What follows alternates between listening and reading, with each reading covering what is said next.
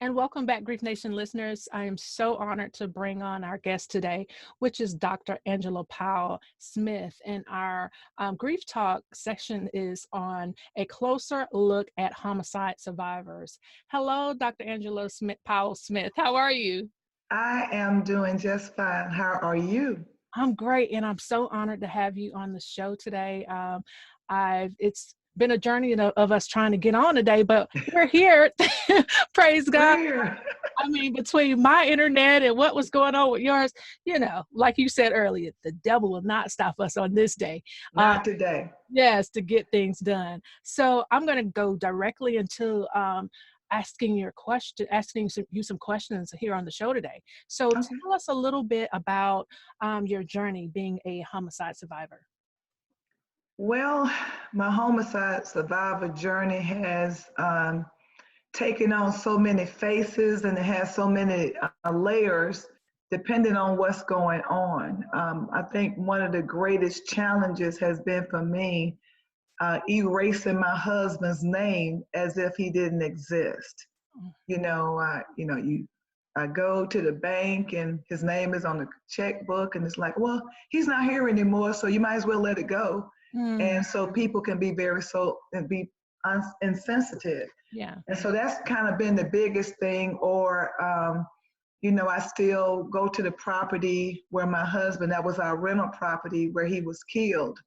And so that's still my property. So I have to go there and even though I wasn't there when my husband was murdered, I did learn about what happened to him through First 48. That's how I actually found out what happened to him. I had to give them permission to air it so that I could find out. And so when I walk into that house, I have to do grounding techniques Yeah. just because my mind started visualizing everything that I see on TV. So I think that the walk of a survivor is constantly being re-traumatized. Every time I hear about a murder on TV, it's just re-traumatization.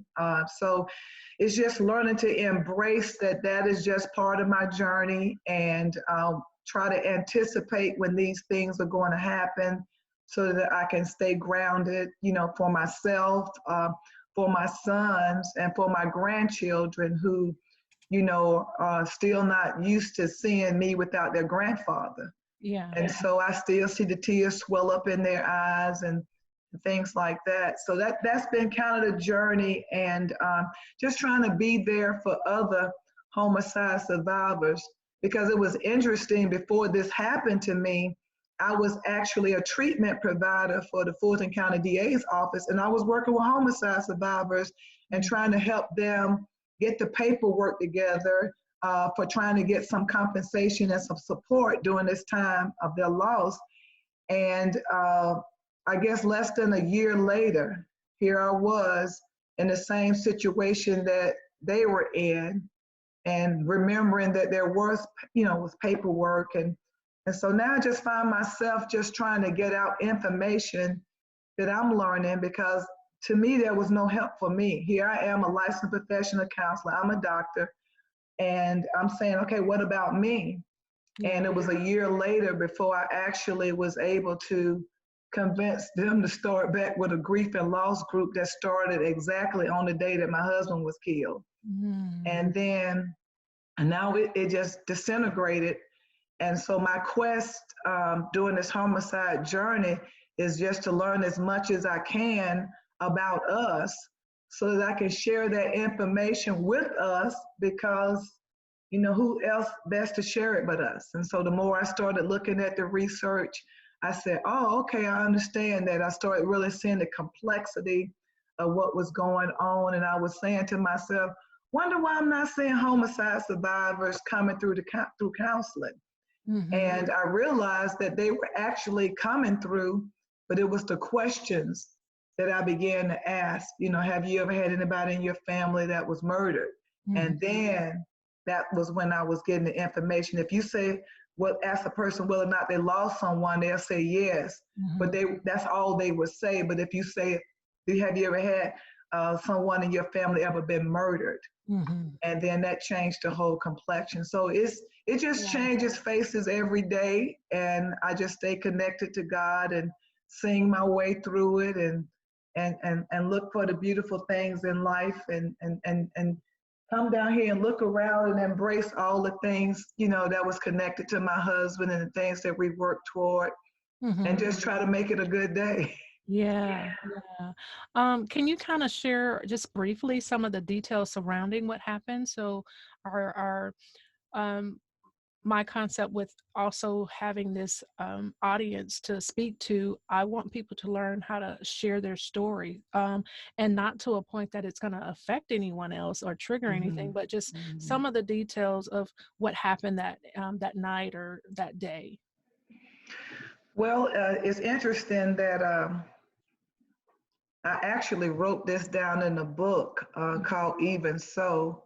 It's a lot of other Christian women. Somehow I ended up coming together. They selected me to write about it. But that story was interesting because the day before, I had gone to a wedding and I knew that my husband was supposed to meet me at the wedding. And so I went to my licensed professional counselor meeting and then went on to the wedding because it was a 12 noon wedding. And probably about an hour or so into it, I'm like, where's Randy? And even the people there was asking where was my husband. I'm saying maybe he got caught up, doing something. Knowing Randy, he's probably helping somebody. He might be at the yoga studio. Maybe he forgot. So I was just creating all these scenarios about what happened. And so when I got home, I was so tired because it had been a long day. I had been seeing clients all through the week, and I was said to myself, when Randy get home, I'm gonna get him told, you know. Yeah. So I called myself putting an alarm on the house so that as soon as he walk in, I'm going to get him told about not showing up for the wedding and all of this. And what happened, I woke up the next day and woke up and the alarm was still on. And Mm. I started, like, what in the world? And I'm looking around, I'm like, where's Randy? And that's when I kind of knew in my spirit that something had happened because my husband comes home. Yeah, yeah, yeah. And so at that point, I, started experiencing myself, just kind of, like, whoa, whoa, just, and I could just hear the Holy Spirit saying to me, Angela, breathe, calm down. And I'm like, what am I going to do? Randy's not here. And I started thinking about his job and, when my husband has a security clearance with the State Department, he worked for the passport agent and in cybersecurity. That's what he did. And so I'm like, you start thinking about, what in the world is going on? And I just started tripping and moving around. And I heard the Spirit say, what do you normally do on Sunday morning when you wake up? I said, I work out. I said, well, work out. And so I was just depending on the Spirit to just get me to a point. And Mhm. I was like, okay, I'm doing exercise. Randy's not here. What am I supposed to do? The Spirit said, what do you normally do? I said, go to church. So I went to church just trying to pull myself together because I didn't know what to do. I knew something bad had happened, but I knew that I needed to get myself together. And while I was sitting in church, I got a text from my niece that said, hey, Auntie. And I said, hey. And she texts back, how you doing? I said, fine. And she says, where's Uncle Randy? And I that was kind of confirmation that something had happened. I said, what you mean? She said, he hasn't shown up for yoga. My husband teach yoga every Sunday morning. And I knew then that that was what it was. And then as more I sat in church, it was like the minister was speaking to me. He started Mhm. talking about sometimes in life, it can become so intense, like it's pressing you down and choking you out. And I was thinking at that point that God was getting a message to me Mhm. because that was the confirmation on the phone. And at that point, when church was over, I ran home, started calling his number again and calling. And I put up my little military shirt, I'm like, I'm gonna go find my husband, Yeah. went to the VA hospital. And at that point, I was just on my own. I wouldn't let nobody know what was going on. I was just out there, calling the hospitals, calling the jails. You don't know what's Yeah. happening, Right. Yeah. and it was going on and going on for that day. And I just finally just said, went to my uncle's house and I told my aunt, I said, I can't find Randy. And now my aunt has kind of been bedridden and not been able to walk. But when she heard me at the front door, something made her get up and walk. And I know it was the Holy Spirit. Yeah. And I said, Randy is missing. I can't find him. And by then, my uncle came home and said, I said, I can't, Randy is missing. He said, what do you mean? I said, well, he said, when you go home, if you don't see his truck, you know, then do it from there. But I still wouldn't call. I was still trying to find him and calling my sons, but not allowing anybody to know what was going on. Just said, well, let me talk to your dad, you know, trying to stay calm and trying to pull this thing together, not to react and overreact. And by then, it just came clear that something said, go to the property. And at that point, I grabbed the keys to the property and I went there. Because the first time I passed by the property on the way to my uncle's house, and I said, I can tell Randy has been over here. The grass looks so good because he is very meticulous about cutting the grass. So I didn't see his truck, so I just kept going to my uncle's house.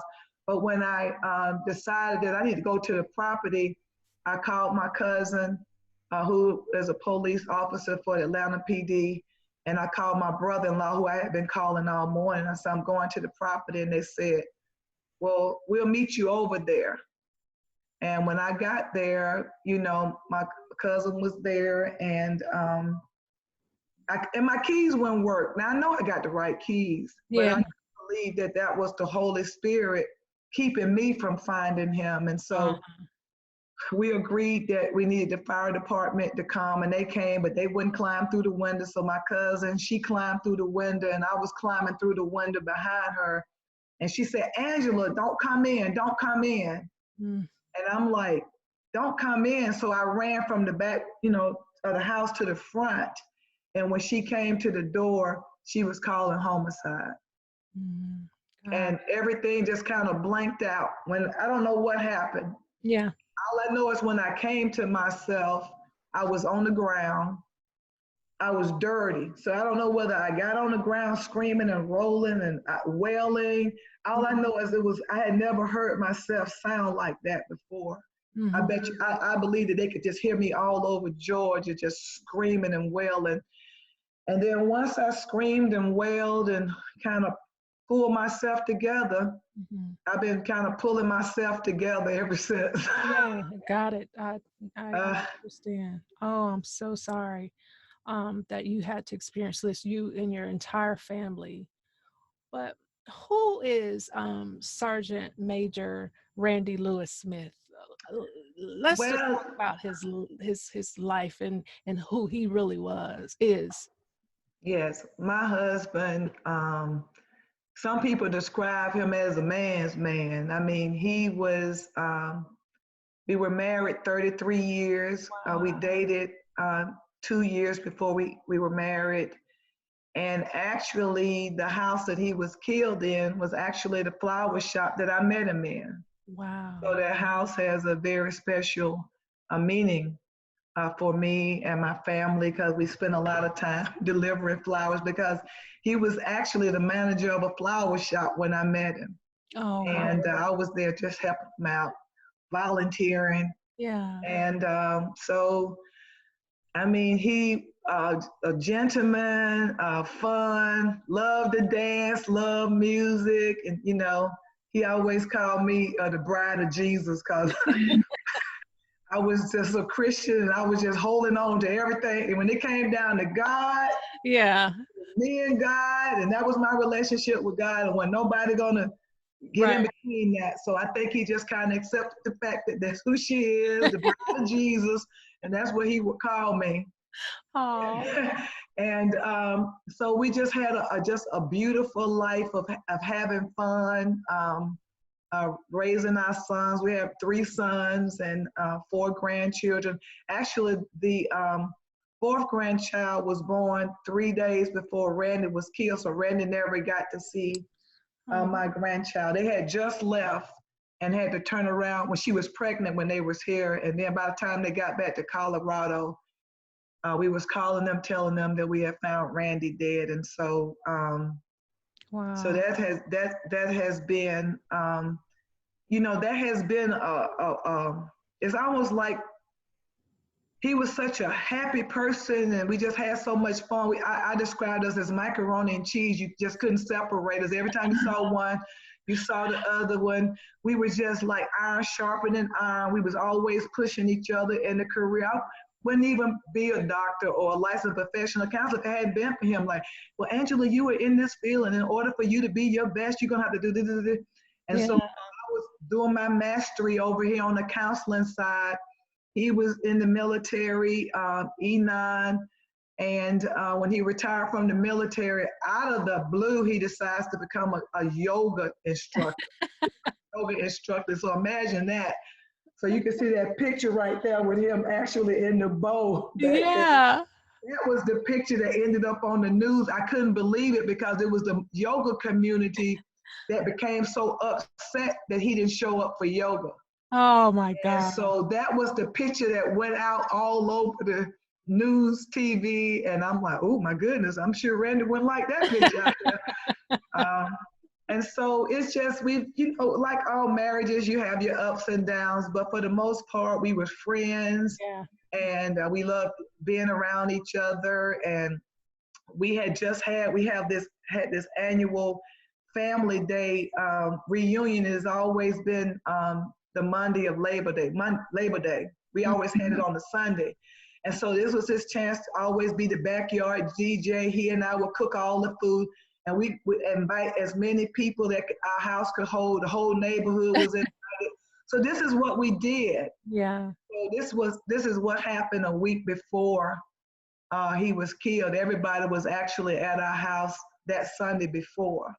Wow. And so that was just like, it was just devastating, because when I look back over that year, it was like we were celebrating everything. Brandon said, what about that team you had? And I ended up bringing one of the teams that I assistant coached, and they was very good and had won several championships, and it was our 20th reunion. And so we had them over here. We were just inviting people and having different things. And then that was the last event, the cookout, and boom. And you wake up one morning and it's over. Yeah. You sit on the porch and you make all these plans about what you want to do for your future. And then it's over, like over, like never again. It is the end. Yeah.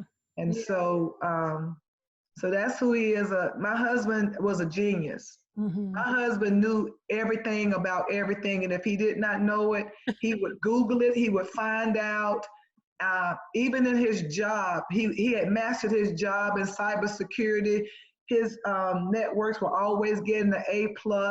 I mean, this is what he enjoyed doing. He was very passionate about it. And so I could just go on and on about Randy. He's just a joy. And I'm glad that I was actually able to, in the book, even so, I was able to just kind of say how I met him, where I was when he came into my life. So I was a Christian before my husband walked into my life. And I'm so glad that I was, because if I wasn't, I just don't think I could be doing this. Yeah. I mean, because it's too much for the mind. It's just too overwhelming. It's too much to take in when somebody just kill your loved one, and then they walk away. You know, all these people that's connected, then you sit in court and then they said not guilty. And then it's like, wow, you mean to tell me all of us looked at the same information? Y'all looked at First 48 like I did. You all heard the testimonies of these guys saying this guy told them that he killed my husband. And I'm like, and he walks away. Wow. And it was actually the kid that was accused was a kid that should have been living next door with his grandparents, next door to the property. But was actually living in my house, and we didn't know it. So my husband just walked in, and boom, he don't know what hit him. He walked up the stairs, and his life was over. Oh, wow. And I really believe that had my husband, because my husband military, he's a marksman.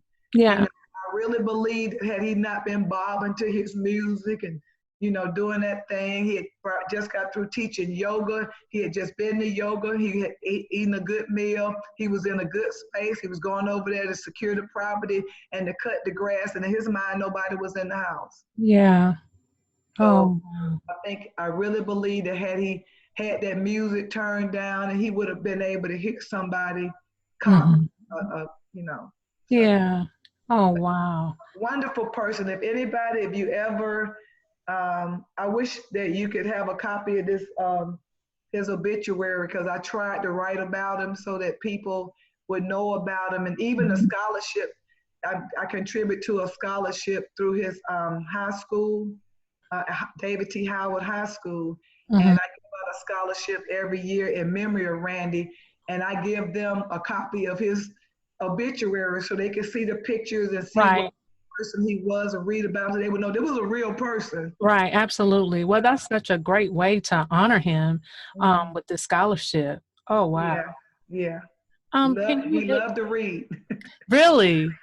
And that's why I give out a book scholarship. His favorite motto was good, better, best. Never let it rest till your good is better and your better is best. All right. Now, I like that. I That was like the that. scholarship that I kind of give out to help students that need help with their books for college. And that's what I do Oh, in okay. memory of him.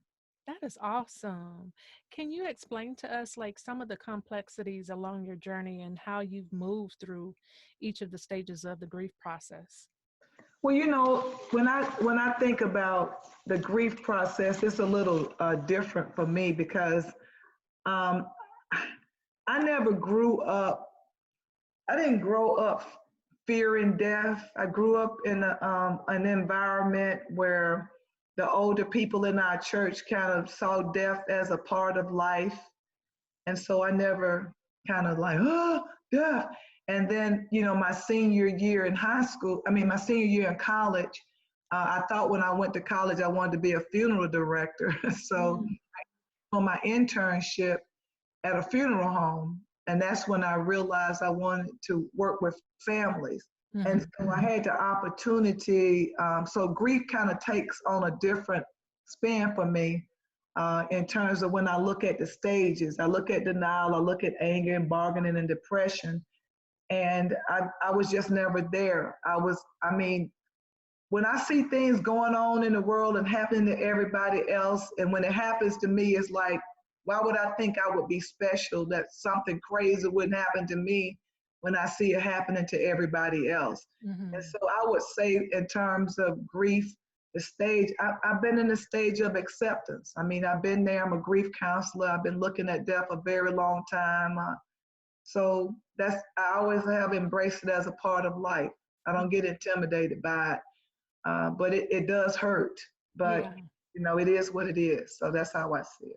And can you share, I know you and I had spoke briefly before about your apprenticeship with Elisabeth Kubler-Ross.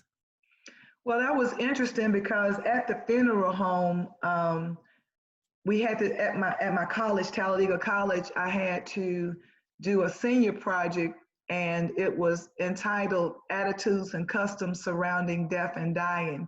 And this is when I looked at all different cultures around the world and started comparing their burial practices and their grief practices. And Dr. Elisabeth Kubler-Ross' name just came up everywhere. She's a guru. And back in the 70s, that's all you kind of heard about was her. And so I started calling her and telling her I had read her book and started asking her questions about this one thing or another. And I told her that I was going to do another internship at I can't even think it was a cancer home. And so people were on the last stages of death. And I actually did my internship there. And so she was kind of my mentor. She was someone that I would call and share with her what was going on. And she would send me some more of her information and read me and encourage her. So she was more of an encourager and a mentor as I was working on my paper and working at the cancer home in Atlanta and the funeral home. So I mean, that's amazing to have worked with her and having that experience to be able to get that knowledge from someone that's a part of the grief world that Mm, has contributed so much to the grief world. Um, right. please give us your expertise on grief reactions of the expected versus unexpected loss of a loved one. Well, I think that, you know, I think that grief is different for everyone. As we all know, that it's an individual process. And I think that when the death is sudden and traumatic, Hmm. it takes on a whole different face because there's no preparation time. All you do is you don't realize you're saying bye for the last time, all you know. And so that, that in itself causes a type of reaction of, trying to make sense out of life, what happened. You're trying to understand what happened. It begins to challenge your own value system, your belief system starts being challenged. And so I think that that is one of the things that the grief starts getting complicated Hmm. Hmm. because it starts interfering with the normal process. The normal process, yes, you cry and you go through that process and you Hmm. connect with people and they love and they support you and we do those kind of things. But when the grief get complicated, people the bed, they become depressed, they start reliving over and over what happened, what I could have done, maybe if Hmm. I should have done this, I could have done this. They start, thinking that somehow they could have controlled a situation Right. that was inevitable. Right. So it just, to me, that's what kind of changes the grief reaction Hmm. based on how the person died. Right. When we look at the situation with homicide survivors, that one is so complicated because a person can be, for me, for example, my husband was killed. Somebody else, it could be the son of their daughter.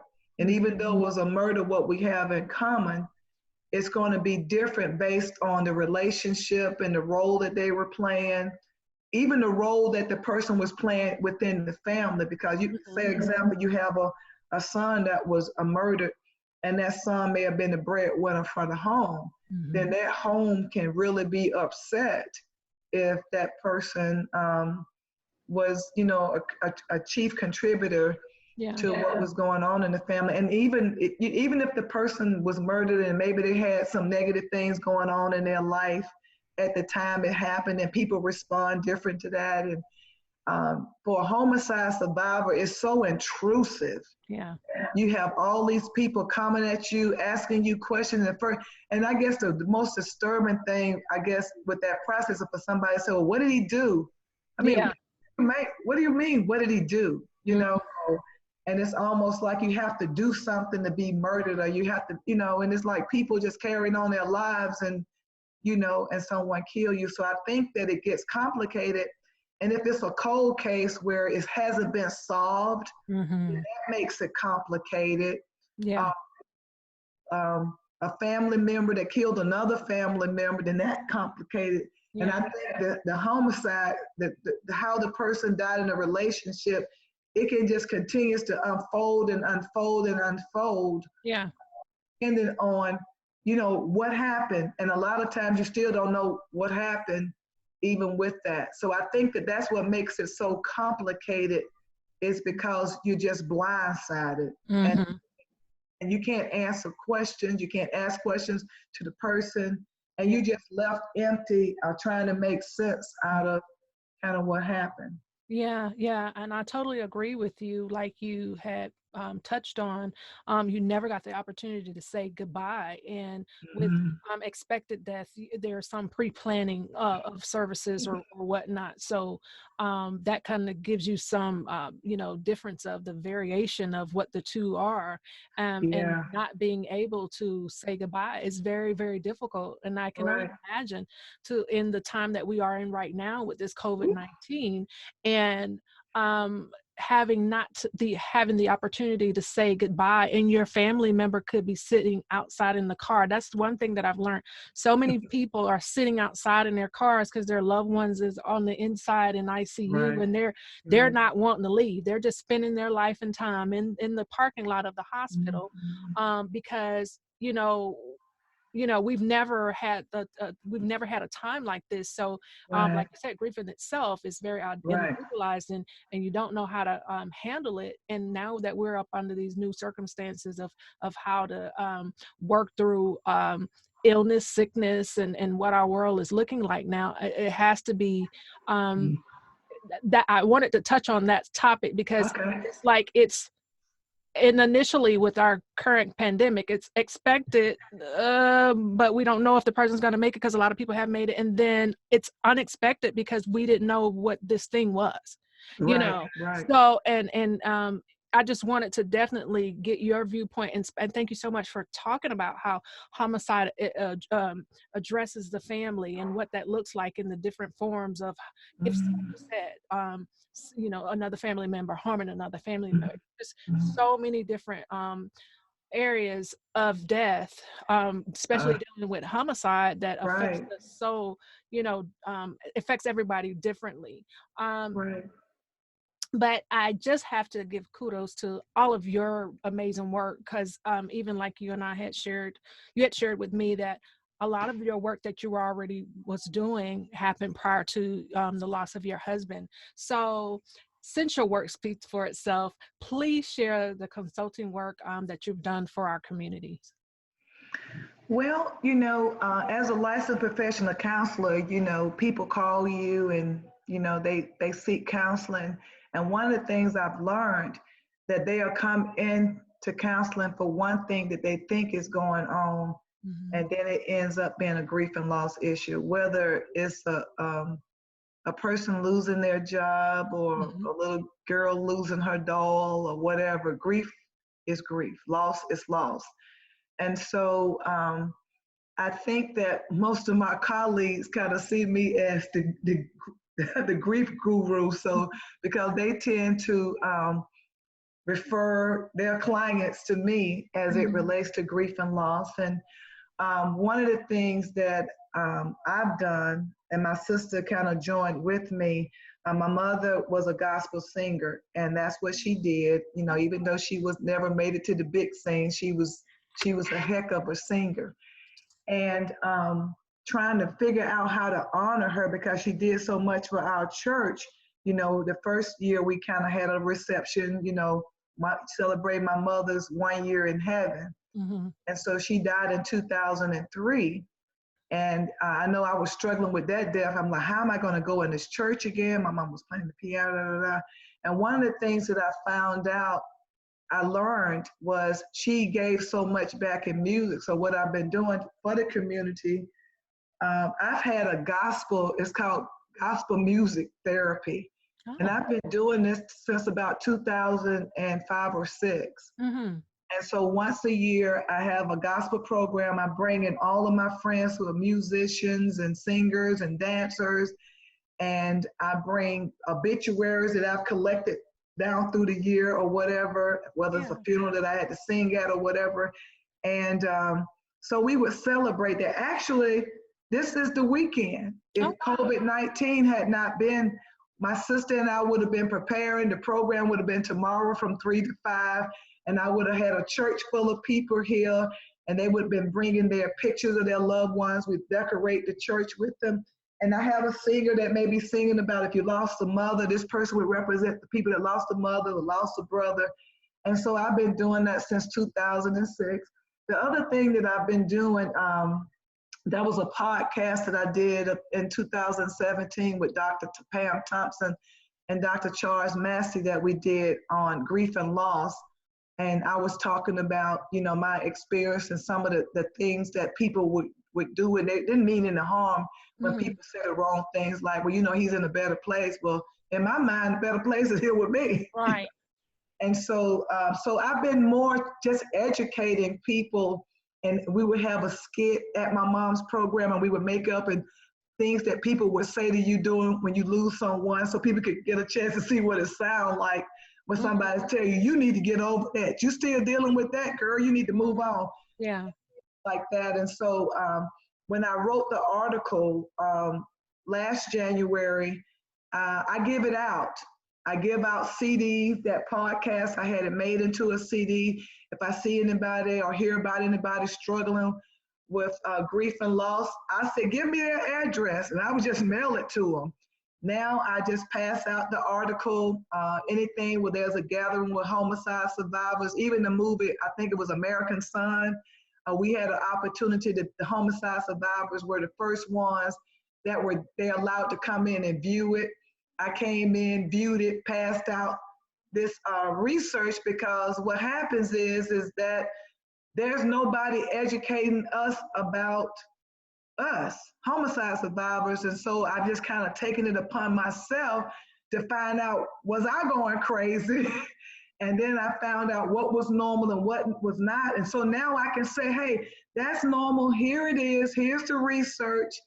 And I can help us better because of the fact that maybe it wasn't there. Maybe God set this thing up so it wouldn't be there for me, so that I could find out myself. And so now I'm doing that, even with the book, the book Even So. And I just pass out stuff. I just see my life as a God assignment. And this just happened to be another assignment. When you call me, I'm like, really? Are you serious? Yeah. And it's just another God assignment. And so I whoever called me and said they need support, I support. I even went to the, I think it was a prosecuting attorneys conference last year and spoke, and they wanted me to do my survival story. I don't think they knew I was a clinician. So I Oh. started out with my PowerPoint about my family, and then bam, I turned into the clinician, educate them about homicide survivors, showing a prevalence for depression and post-traumatic stress disorder, and that we are under acknowledged, and people need to be paying attention to us, because I know people that are homicide survivors that turn to drugs and alcohol and things like that. And I just think that now I can use it as a platform to just get information out there. I just say, okay, you can have this, you need this, you can have this. Even the books that that was published last year, if I see somebody really struggling, because it's a book about stories of hope and encouragement, and I just say, here, take a book.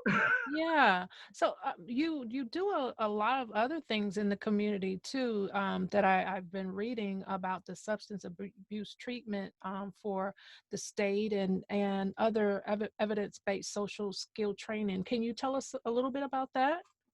Yes, I am actually, most of my career, besides being a counselor, I've been a counselor. June will be 20 years. Wow. And I worked in the prisons. I've been trained in most of everything that's out there in terms of evidence-based. Mm-hmm. When I worked for the Department of Correction, I actually trained counselors to work with inmates. And so I, I just shared that I work with the misdemeanor mental health court in DeKalb County, and in that particular court, I trained people with social skills who have mental health issues and may have gotten in trouble with the law because they could not communicate what was going on with them. And so every week I work with them, and then the other time I'm working with the community of supervision with parole in Forsyth County with substance abuse. Mm-hmm. And so these are just, contracts that I work with besides my private practice. Mm-hmm. Most of it's interesting about the pandemic. Most of the people I saw in the house.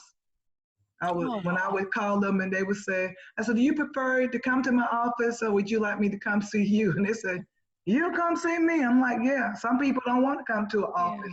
yeah. So 80% of the people I saw in the home, because I've always been in the community. Mm-hmm. Even when I work with juveniles, I'm in the community. And so, I'm also one of the chaplains for the Atlanta Dream. Wow. And I've been doing that. I started coming in speaking with the players probably around when we first had a team here. So now I'm with them. And so this would have normally, we would have been getting ready for the Atlanta, the WNBA. Yeah. Now we're on the sidelines. And so that's how I spend my summers, working with the players, the Atlanta Dream, and all the other players that come into Atlanta. So God has just really blessed me to have a variety. He's put me in different environments, and I know that He put me in those environments just to be able to utilize my skill set. So I do social skills training. I'm actually trained in suicide prevention, and that's one of the things I did for one of the court systems Mm-hmm. with the victim advocate program. I Yeah. told them, I'm like, you working with us, but we are at risk. And so I trained their whole staff in suicide prevention so that at least they would recognize a sign if a homicide survivor came through and they started saying certain things that I wanted them to be ready. So I just kind of look around and say, okay, let me help somebody. Wow. And it's all kind of like full circle too with everything you're doing because you're a ball player too. Yes, I was. Yeah. I still It's feel it still in too. you. It's still in you, I'm sure. The competitiveness But is. you know, I believe, but also that was critical in me working through my grief and loss because and I was a superstar, being in a position where everybody's depending upon you to score and to go to championships. I Yeah. learned how to stay grounded and focused and step up to the plate Mm-hmm. and those. So I think that you're right. Things did come full circle. I believe that, as the Bible says, that from the beginning, when God, before we were in our mother's womb, that God Yeah. put everything in us that we need. Yeah. I think that I've been blessed enough to be in different situations and environments where things on the inside will get stirred up. Yeah. Even though it may look like I'm an extrovert, I'm really not. I'm an introvert. So Mm-hmm. I'm comfortable in my own skin, but I will be in the home and I will hone whatever skills I have. And Mm-hmm. then I just look at God, say, okay, do it. Then I just go out there and just do it. So Oh, those are things. I love teaching Bible study. I'm very excited about the Bible study that I teach for one of the local churches in Forsyth County, and it's be anxious for nothing. And so uh-huh. a time that's going on right now, I had already told the church that I wanted to do it because I was sensing anxiety around me. This was 4 months before the pandemic came. Yeah. Okay. In the Bible study, and it's perfect for where we are now, teaching people a particular calm technique to help them as Christians to be able to navigate anxiety, because we all know that anxiety is just being overwhelmed with a whole lot of thoughts of what if, and if you Yeah. can, what if, that's what's just that has people really, can really complicate grief, the Mm-hmm. what ifs and I wish I coulda, shoulda, woulda, coulda, and Yeah. all these different things that happen. So your experience with the I know you had mentioned you also do Monday morning Bible studies as well. Yes, that is the Monday morning Bible Okay. study. It's called Real Women Bible Study. I do it for Christ Community Church in Forsyth County, Okay. and now we are Zooming. Okay. Awesome. Awesome. Yeah, so it's been really nice getting back with the ladies, but I think that we are all just amazed at the fact that God had put on my heart months Right. ago to do that Bible study. Okay. And I'm actually teaching during a time that I'm normally teach from September to December. And somehow I ended up, because the girl wanted to switch out, I ended up in January and all of this going on. Yeah. I just kind of blend Christianity and counseling. If I, hear something that sounds like, I might need to add a little clinical spin on this, then I Yeah. just do. But for the most part, it's Max Lucado's Be Anxious for Nothing. Oh, wow. Wow. So what is your 2020 vision for the COVID-19 transition? First, can you share the name of your organization and what does that look like for you, for your organization now that we're in this stay-at-home situation? Well, my private practice is Making Your Heart Lighter. Yay! I Yay. like that name. And the other one is Family and Community Support Services. That is actually a 501c3 that I'm developing, and it seems like it's moving more toward trying to be that support for homicide survivors, because it just seems like because we are under acknowledged, the resources are just not out there for us. And so I need to kind of focus in that direction. But in terms of 2020 and the COVID-19, I think that Zoom is probably the best thing that's going around, because for all counselors, you're able to see people throughout the day. You don't have to leave your house. You don't have to sit in traffic all day. Yeah. So I think the main thing right now is trying to understand the fact that this virus has put a different spin on grief and loss. And one of the things that you were saying about people sitting in the car, but also the images that go along with the fact when you think about that they move these trucks, these freezer trucks up in New York, and they stacking bodies in there. Yeah. You know, and the funeral homes are running over.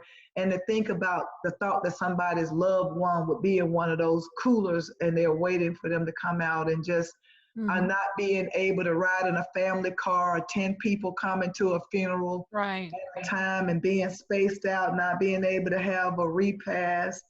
You know, I think that really, even though I try not to inundate myself with so much news because it can throw you off and throw off your aura and keep you from being grounded. But, you know, just trying to think about what is this going to look like when somebody called, because we're still talking about an attachment, grief and loss to me seem like an attachment disorder. You're attached to somebody and now you're on it, and you want to be attached, and you'll never be able to be attached again. Yeah. And looking for new attachments, and trying to help people to look within and trying to see what resources that they have around them, and trying to strengthen the bond of the network of people behind them. For myself, I have a group of ladies. I have somebody I pray with every morning, a different person. So I think that helping people to connect and get those networks that are healthy, to help them through the process is going to be very helpful. And even maybe doing a group on Zoom, just doing whatever. I don't know what it's going to look like in terms of, but just paying attention to, because people are more so in shock now. Yeah. We don't know the experiences of a lot of people, and over time we'll start hearing what's going on with them. And I think we will have to adapt at that point based on the stories that we're hearing about people being impacted. But I do believe the way things are going, that they are probably going to look similar to homicide survivors in terms of the grief being complicated because of the way it is and how traumatic it is, and having to not say goodbye and leave your loved one and never to see them again, and can't touch them, can't say, can't go to the hospital. So I think that that's going to complicate a lot of different things. Yeah, that's so true. So can you give us some techniques, or just talk about some of the things that you do to self-care for yourself, or some things that you can just address that kind of help you through your process, and also to help you succeed in all the things that you're doing for the community? Well, I think that the first thing for me is, when my husband was killed, I was trying to build my practice, and I had a lot of things going on. And in the process of having a lot of things going on, I realized that there was some missed opportunities to spend some time with him. And one of the things that I vowed was that I would never be caught up in so many things again. That I would really make sure, life has a rhythm, and it's very, very important to have balance. Yes. And so when I wake up in the morning, I'm not looking at my email, I'm not talking to my phone, I'm isolating time just for myself. And at this point, to wake up and say, thank you, Jesus, I'm still alive, based on everything else that's going on in the world. But, taking that time to just write in my journal, I have two journals. Mm-hmm. One journal is a journal where I write about what's going on in my life, day to day, my life. But the other journal I started was a grief journal. And Mm-hmm. I only put grief and loss in there. Anything that's related to my husband or anything that I have to do that's related or anything related to our family or just grief and loss, I separate that because I don't want that bleeding into that. So Yeah. they write it in both of those journals. So I take care of my morning. I Mm-hmm. block out that time in the morning just for me. As I said earlier, I have a prayer partner that I pray with on 8 o'clock on Monday, a different one on Tuesday, a different one on Wednesday. So I have my days covered Mm-hmm. with a different prayer partner that I can say, hey, this is what's going on. This is what I'm doing today. This Yeah. is what I need prayer with. And so that's what I do. And I love to sing, and I just come downstairs and I do praise and worship. I got 1,000 soundtracks. Mm-hmm. And I'm not the best singer in the world, but I do believe that God has incorporated my gift to sing into my ministry. So Yeah. if God tell me to call somebody and sing them a song, I do. Mm. It's more so it's taking control of my day and not letting my day. I choose how my day is going to start rather Absolutely. than let somebody else choose. And now that I have control of that, being in private practice, I can do that. So that's what I do. And I have healthy boundaries. I Mm-hmm. don't, if somebody called me past a certain time and it's work related, I let it roll over. I don't have an S on my chest. I'm not out here trying to save the world. I'm here to be salt and light for whoever God bring across my path. Absolutely. Comfortable with the fact that sometimes you're going to be in the limelight. I don't have to happen to be a person that's in the limelight, or you're going to be in the lamplight. Right. So I'm all right with being in the lamplight as opposed to the limelight. Right. So I just kind of embrace that and just give myself room to grieve how I want to grieve. I know that someone said, well, what have you done with all your husband's clothes? I mean, they still where they were. You Mm-hmm. haven't got rid of it. Why should I? I mean, his clothes, that's not a primary, that's not a number one issue in my life right now to see how fast I can get rid of my husband's stuff. Yeah. Get rid of stuff too fast, your kids might say, well, Mom, where is this? Well, I gave it away. I Yeah. want them to be able to say, hey, can I have this? Can I have that? If it take us 10 years Yeah. to do whatever, then we'll take 10 years Yeah. to do it. So I'm just being gentle with myself. I'm making sure my spirituality is where it needs to be. I have people in my life, iron sharpens iron. Yeah. And I just want to make sure that my grandchildren and my son's grief health, because I have 3 sons. 2 were in the military at the time that Mm-hmm. this happened. I was really concerned about them staying Yeah. in control. And then I got grandchildren that's devastated, that didn't understand what's going on. And so my goal is to just try to educate them, and so they don't grow up angry. Right. And so my focus right now is just me being healthy, taking care of myself, taking in the information, seeing how God is going to use me, and not overdoing myself, and making sure that I'm able to pour into my family so that they can have a healthy grieving process based on what I'm learning. Right. So I got to keep educating myself Right. so I can educate my grandkids so everybody can have a grief, a normal grieving process, whatever normal might be for Right. homicide. Yeah. Right. Right. But So, I yeah. really appreciate you touching on, like everybody's grief journey is decided upon what they feel that it should look like. Mhm. Right. There's no 1, 2, 3, this is what it is, and yours is good. Yeah. There's no 2 stories going to look alike. I don't even Right. care if you're twins, Yeah. triplets, it's what you decide of what that looks Right. like. And if it's holding on, like you said, to clothes for however long, that's your decision to be able to do that. Right. So thank you for touching on that, just because people need to know that that's okay. It's okay. Yeah, It's, that it's, yeah, it's, right. it's okay to say, I'm not doing that right now. Right. I got time for that. Absolutely. So how can our community support you in any realm? Sponsorship, donations, just tell us what we can do to help you. Well, I think that number one, if there is a homicide survivor that's listening to this grief talk, I would just encourage you to talk about it. Mm. Seek out a counselor and do your homework. See what that counselor's history Mm-hmm. is. So it will be a good match because sometimes people really don't understand the complexities Mm-hmm. that go along with grief and loss. Um, in terms of me, I'm a counselor. I get referrals. You know, Mm-hmm.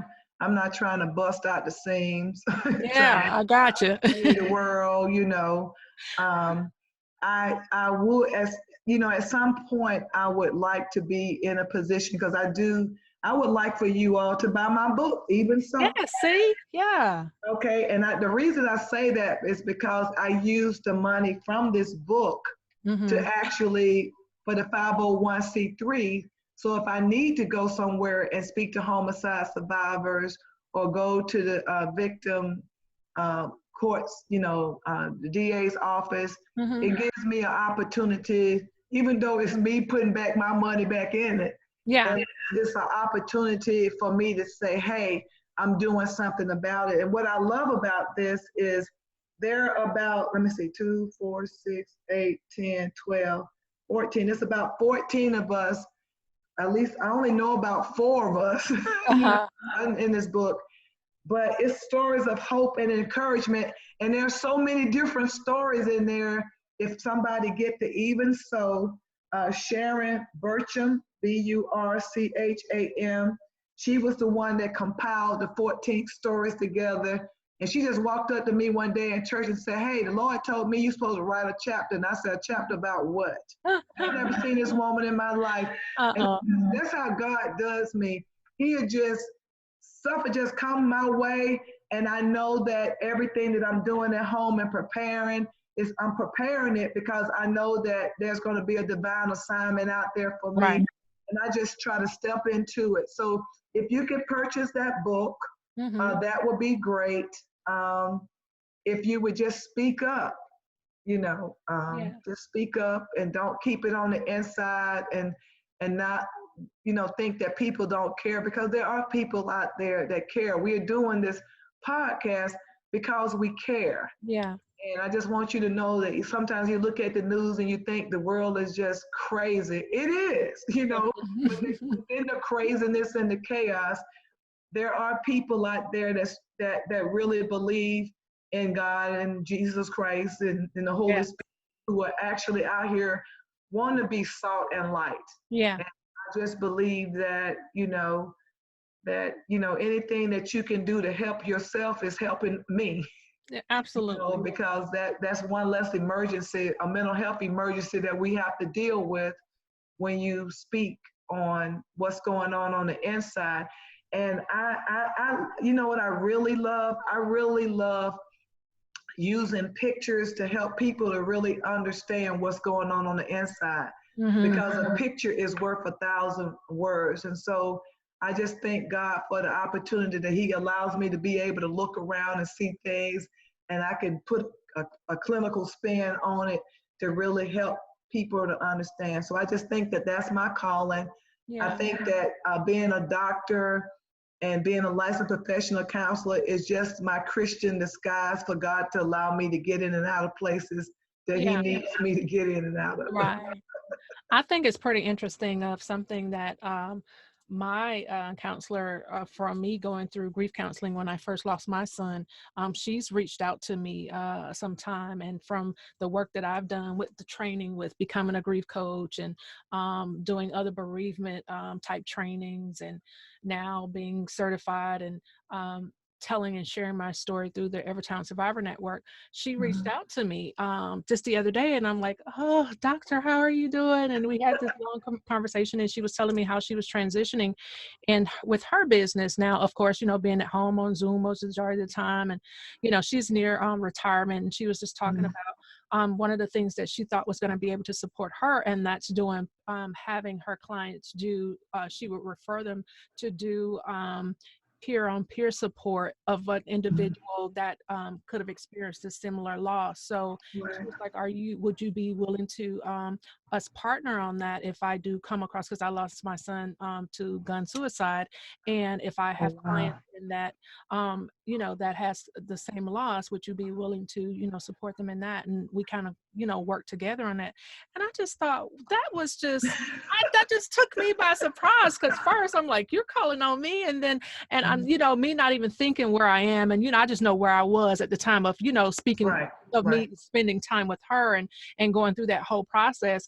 And then for her to reach back out at me, I mean, going back and her saying, you are more than capable of doing this. And I know that it'll be very, very supportive. And her bringing that into her counseling as a resource. I thought that that was just so amazing for her to even think about, to even do that, because peer on peer is the best at times, because that person can really has experienced you have the similarities of what happened, and just being able to have me to be a listening ear, and then us both kind of share Mhm. the loss process in the morning and the grieving piece, Mhm. to be able to say, hey, somebody has gone through this similar thing. It makes you feel a little better to know that Yes, you're and not the only one you know but that supports the research. Yeah. The research supports that, and so that is a good thing. It's just amazing when I'm talking to someone and it comes to the conversation of homicide, and as soon as I say, well, my husband was murdered, that changed the whole Oh, complexion yeah. of the conversation. Or even if I'm counseling someone, I've been counseling people and they claim they love each other and they're in at odds with each other. And I said, well, what would happen if that person died today? Mhm. And all of a sudden it changes the complexion. And I said, well, Yeah. that's what happened to me. So I think that there are times when God will allow me to use my story to Yeah. move somebody to a certain place. Yeah. So I think don't be surprised. I think that everything that you're doing now, even with this grief talk and the counselor coming back talking to you, this was the trajectory that God put you on anyway. So Wow. it's just the Holy Spirit just moving and opening doors, because God is allowing you to use your platform as a ship. Like, do you remember boats, how Jesus would be out? He used a boat for a pulpit. Yeah, yeah, So you yeah. just using this for a grief talk pulpit to be able to. We don't care how we help God's people, long as we That's help right. them. We don't care who we help. We just want to help somebody, Yeah. because God put some stuff on the inside of us that we got to get out That's so true. He can pour some more stuff inside of us. Yes. Amen. I really truly appreciate you saying that. Thank you so much. So how can our Grief Nation listeners listen or hear or see what you're doing, or tell us your platform, your social network platform? Well, my social network platform is very simple. Okay. My website is www.makingyourheartlighter.com, Okay. and I'm just a plain old counselor. Okay. I Oh, just I just not just a show plain up. old. I just No. show up when I'm invited. You invite me somewhere. If when my team, when my college team, we go down to Savannah every year Uh-huh. and support one of my teammates. If somebody say come speak, I speak. You Yeah. want me to come speak? I just come speak. I mean, I'm not doing anything in the extra, because I'm not trying to bring any more stress on myself. I But if you know. need me, you call me and I can work my schedule out.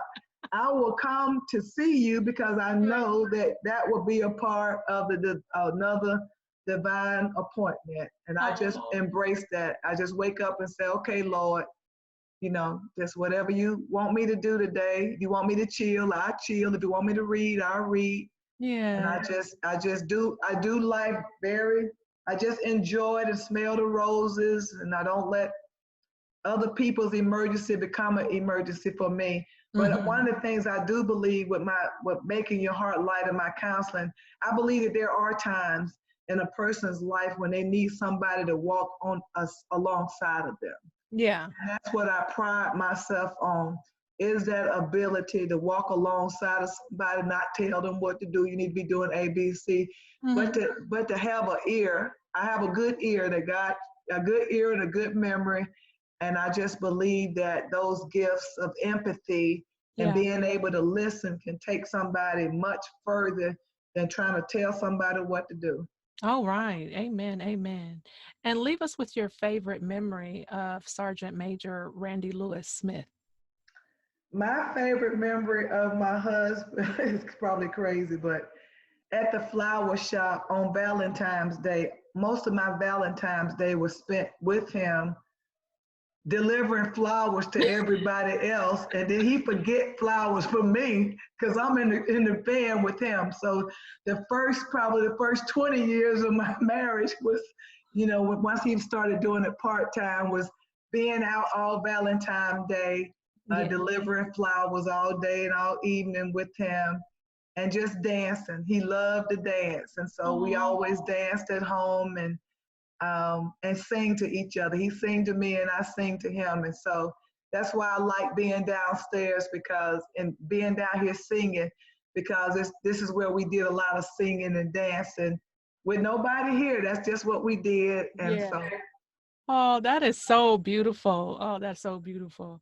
So before I let you go, what has your attention as a leader in your community that you would like to see change or bring further awareness to?